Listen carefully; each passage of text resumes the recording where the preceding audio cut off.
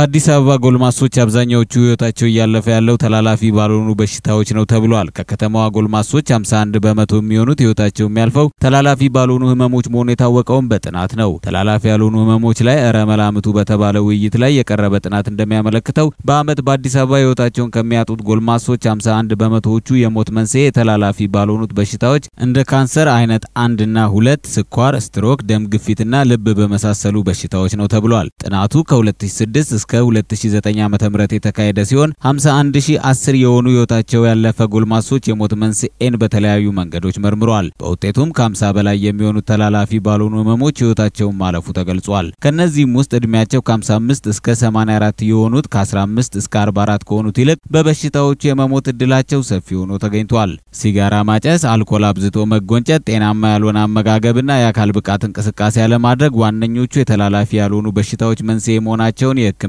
ባለሙያዎቹ ይገልጻሉ። በአጠቃላይ በኢትዮጵያ በየዓመቱ ከሚመዘገበው ሞት ተላላፊ ባልሆኑ በሽታዎች የሚደርሰው ሞት 50 በመቶውን ይይዛል ሲል ከንጋቱ ሙሉ ያገኘነው መረጃ ያመለክታል።